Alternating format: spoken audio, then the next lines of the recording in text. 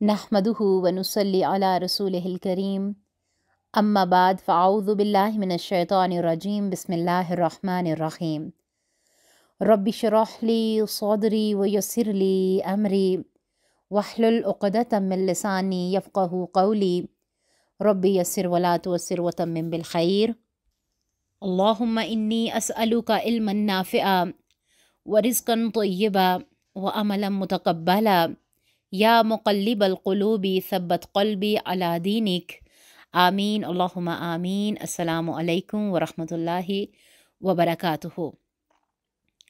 अल्लाह सुब्हानहू व तआला की तौफ़ीक़ और अल्लाह ताला की रहमत के साथ हम अपने लेसन सूरत अल बक़रा की आयत नंबर 90 का आगाज़ करेंगे। आयत नंबर 90 इस नियत के साथ कि अल्लाह सुब्हानहू व तआला इसे हमारे लिए पढ़ना, इस पर अमल करना और अमल के साथ इसे दूसरों तक पहुंचाना आसान कर दें। अल्लाह ताला हमारी कोशिशें मेहनतें हमसे कबूल फ़रमाएँ और हमें बेहतरीन तरीके से इल्म को लेने वाला और उस पर अमल करने वाला बनाएँ, आमीन। अपने लेसन का आगाज़ करेंगे उससे पहले थोड़ा सा जायज़ा लेंगे, थोड़ा सा गौर व फ़िक्र कि हमने आयत नंबर 89 में क्या पढ़ा था। क्योंकि ये एक ही मौजू मुसलसल चल रहा है तो पीछे से एक दफ़ा याद दहानी का मकसद ये होता है कि हम जो हैं जो लेसन ले रहे हैं, जो आयात पढ़ रहे हैं, तो आयात का जो एक दूसरे के साथ रब्त है वो कायम रहे ताकि बात को समझने में आसानी हो। आयत नंबर 89 में हमने देखा था कि अल्लाह सुब्हानहू व तआला ने हमें बताया था कि बनी इसराइल यहूदियों के पास और जो यहूदी मदीना में आबाद थे उनके हवाले से कुछ बातें हो रही थीं कि जिस पे हमने गौर व फ़िक्र भी किया था कि अल्लाह ताला ने फरमाया था कि जब अल्लाह ताला की तरफ से इनके पास एक किताब आ गई, यानी कि क़ुरान, जो तस्दीक करने वाली है उन किताबों की जो इनसे पहले उतरी, इनके ऊपर उतरी। और यानी कि क्या था कि इससे पहले, यानी कि इस किताब के आने से पहले, इस क़ुरान के आने से पहले काफिरों पर ये फ़तह मांगा करते थे और इस पर हमने तफसीली बात भी की थी।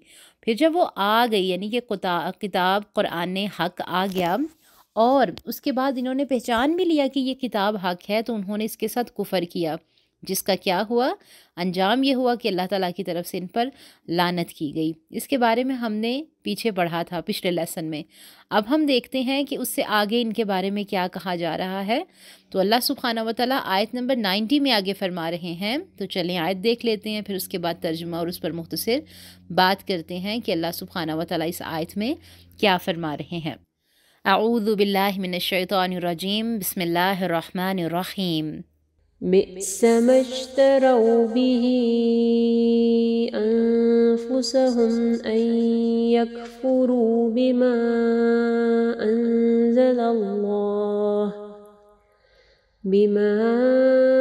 अंज़लल्लाहु बग़यन अन युनज़्ज़िलल्लाहु मिन फ़ज़लिही अला मन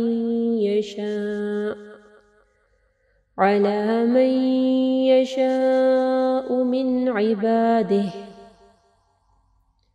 फ़बाअू बिग़ज़बिन अला ग़ज़ब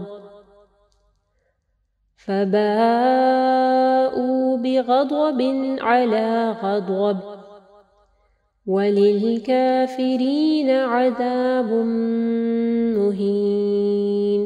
तर्जुमा देखते हैं कि बहुत बुरी है वो चीज़ जिसके बदले उन्होंने अपने आप को बेच डाला और वो इनका कुफर करना है अल्लाह ताला की तरफ से नाजिल शुदा चीज़ के साथ महज इस बात से जल कर कि अल्लाह ताला ने अपना फ़ज़ल जिस बंदे पर चाहा नाजिल फरमाया, इसके बायस ये लोग गज़ब पर गज़ब के मुस्तहिक हो गए और इन काफिरों के लिए रुसवा करने वाला अजाब है।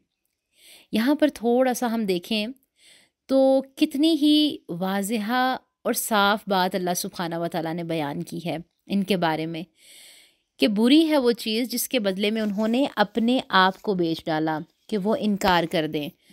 इनका सौदा क्या था? सौदा ये था कि अपनी जन्नत, अपनी सआदत, फ़लाह और निजात को ये कुर्बान कर दें, लेकिन इन्होंने ऐसा नहीं किया, बल्कि क्या किया, ज़िद की, हसद की اور اس بنا پر یہ کہ یہ نبی صلی اللہ علیہ وآلہ وسلم ہماری نسل سے کیوں نہیں ہیں، یہ نبوت ہمیں کیوں نہیں ملی، کیونکہ ہم تو نبیوں کی اولاد ہیں۔ یہ سودا بہت برا ہے جس کی خاطر انہوں نے اپنی جانوں کو بیچ ڈالا۔ اس سودے کو اس لیے برا کہا گیا کہ اس میں اپنی ہمیشہ کی کامیابی قربان کر کے یہود نے صرف حسد اور ضد حاصل کی۔ یہود کا انکار دلائل پر نہیں تھا، بلکہ یہود کا انکار حسد اور ضد کی وجہ سے تھا۔ اللہ تعالیٰ نے فرمایا کہ اللہ تعالیٰ اپنا کچھ فضل اپنے بندوں میں سے جس پر چاہتا ہے نازل کرتا ہے۔ یہاں پر فضل سے مراد نبوت اور رسالت ہے۔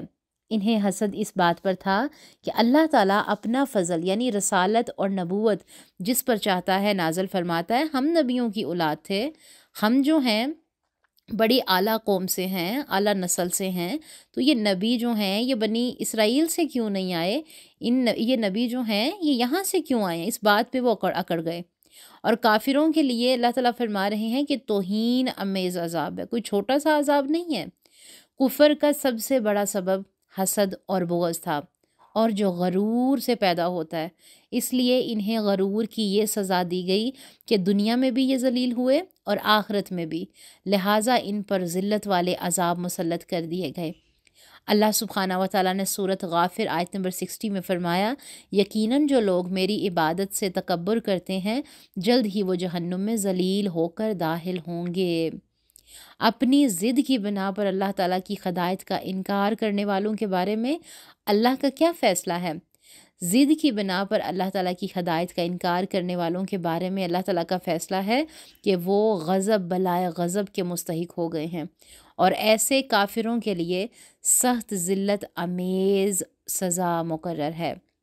تو یہاں پر ہم تھوڑا سا تزکیہ کر لیتے ہیں کہ جیسے ایک اسپیشلسٹ کو دوسرے کا پتہ ہوتا ہے نا، مثال کے طور پہ ایک ڈاکٹر کو دوسرے ڈاکٹر کا پتہ ہوتا ہے کہ وہ کتنا قابل ہے، ایک بزنس مین کو معلوم ہوتا ہے کہ وہ دوسرا بزنس مین کس قدر کامیاب ہے، جیسے ہیرے کی قدر جوہری جانتا ہے، بالکل اسی طرح علم والے کو دوسرے کا پتہ ہوتا ہے کہ وہ کس قدر اعلیٰ پائے کا عالم ہے۔ یہود کو پتہ چل گیا تھا کہ نبی صلی اللہ علیہ وآلہ وسلم اللہ کے رسول ہیں، لیکن یہود نے پھر بھی انکار کیا تکبر کی وجہ سے کہ ہم چھوٹے ہو جائیں گے۔ اب کل تک تو مدینہ میں ان کی داغ تھی، اب یہ نبی صلی اللہ علیہ وسلم کے پاس جاتے، اب لوگ یہود کے پاس نہیں جائیں گے۔ علم سیکھنے سے انسان کی ایک بات یاد رکھیں کہ علم سیکھنے سے انسان کی عزت بڑھتی ہے۔ اللہ کے نبی صلی اللہ علیہ وسلم کے آنے سے کتنوں نے فائدہ اٹھایا، سب مشرکین اور یہود کو بھول گئے، سب مشرکین جو تھے وہ یہود کو بھول گئے، اور جن کے دلوں میں تھوڑی سی بھی روشنی تھی انہوں نے ہدایت کو پا لیا۔ تو یاد رکھیں، خود سوچیں، سمجھیں، تزکیہ کریں، اور ایک بات پر غور و فکر کریں کہ ہم نے بھی صحابہ اکرام رضی اللہ تعالیٰ عنہما کے ناموں پر کتنے نام رکھے ہیں، ان سے محبت کرتے ہیں۔ ابو بکر، عمر، عثمان، علی اور بلال رضی اللہ تعالیٰ عنہما کے نام سن کر ہمیں کتنا پیار آتا ہے۔ تو یاد رکھیں جب یہ نام ہم رکھتے ہیں نا، تو اس کے پیچھے یہ بھی دیکھیں کہ ہم نے جن ناموں سے نسبت کر رہے ہیں، ہم نے اپنے اعمال کو بھی تو درست کرنا ہے، اس کا بھی تو جائزہ لینا ہے کہ انہوں نے صرف اور صرف اس قرآن کو حفظ کیا ہے، اس پر غور و فکر نہیں کیا، اس پر عمل نہیں کیا۔ یہ چیزیں بڑی غور و فکر والی ہیں۔ علامہ اقبال نے کیا کہا تھا کہ وہ زمانے میں معزز تھے مسلمان ہو کر، اور تم خوار ہوئے تارک قرآن ہو کر۔ آج ہم قرآن کو ترک کر کے خوار ہو گئے۔ ہم مصیبت مسلمانوں پر ٹوٹ رہی تھیں کہ ہم نے نفس اور خواہش کے پیچھے لگ کر جنت کو پیچھے کر دیا۔ کتنا برا سودا کیا ہم نے بھی۔ آج ہمیں ضرورت ہے کہ ہم ایسے سودے سے بچیں، ایسی تجارت سے بچیں جس سے ہمارے اعمال ضائع ہو جاتے ہیں، جس سے ہماری عبادتیں ضائع ہو جاتی ہیں۔ اللہ تعالیٰ سے دعا ہے کہ اللہ سبحانہ و تعالیٰ ہمیں ہر شیطانی شر سے اپنی پناہ میں رکھے۔ کیونکہ شیطان وہی حملہ کرتا ہے جہاں پر کوئی قیمتی چیز ہوتی ہے، اور ہمارے ایمان بہت قیمتی ہیں، اور ایمان والوں کی زندگیاں عام زندگیاں نہیں ہوتیں، وہ قدم قدم پر اللہ تعالیٰ کی طرف سے آزمائے بھی جاتے ہیں۔ اللہ تعالیٰ ہمیں وہ وسعتیں عطا فرمائے، وہ وسعت قلبی عطا فرمائے کہ ہم اللہ تعالیٰ کے ہر امتحان میں کامیاب ہوں، ہم سرخرو ہوں۔ کیونکہ ہماری زندگی کا ایک مقصد ہے، ہماری زندگی کا ایک مقصد حیات ہے، اس مقصد حیات کے ساتھ زندگی گزاریں گے تو آخرت کے معاملات بہتر ہوتے جائیں گے انشاءاللہ۔ اللہ تعالیٰ ہمیں دنیا میں بھی سرخرو فرمائے اور آخرت میں بھی سرخرو فرمائے۔ اللہ تعالیٰ ہماری نسلوں کو دین اسلام کا امام بنائے۔ اللہ تعالیٰ ہماری نسلوں کو دین اسلام کا پرچم سر بلند کرنے والا بنائے۔ اللہ تعالیٰ ہماری نسلوں کی حفاظت فرمائے، جو اس دنیا میں آ گئیں یا جو اس دنیا میں آنے والی ہیں۔ اللہ تعالیٰ ہر شیطانی شر سے انہیں اپنی پناہ میں رکھے، آمین اللہم آمین۔ جزاک اللہ خیرا کثیر۔ سبحان ربک رب العزت عما یصفون وسلام علی المرسلین والحمد للہ رب العالمین۔ السلام علیکم ورحمۃ اللہ وبرکاتہ۔ وہ تمام ہمارے پیارے سسٹرز جنہوں نے ابھی تک ہمارے چینل کو سبسکرائب نہیں کیا ہے وہ ہمارے چینل کو سبسکرائب ضرور کر دیں۔ کمنٹ باکس میں جا کر ہمیں اپنی رائے کا اظہار ضرور کیا کریں۔ اس سے کیا ہوتا ہے کہ ہماری پیچھے جتنی بھی ٹیم ہوتی ہے اس کو بہت خوشی ہوتی ہے، کام کرنے میں آسانی ہوتی ہے، اور اس سے ہم خود بھی موٹیویٹ ہوتے ہیں کام کو لے کے، چیزوں کو لے کے۔ اللہ تعالیٰ آپ سب کو جزائے خیر عطا فرمائے، آمین۔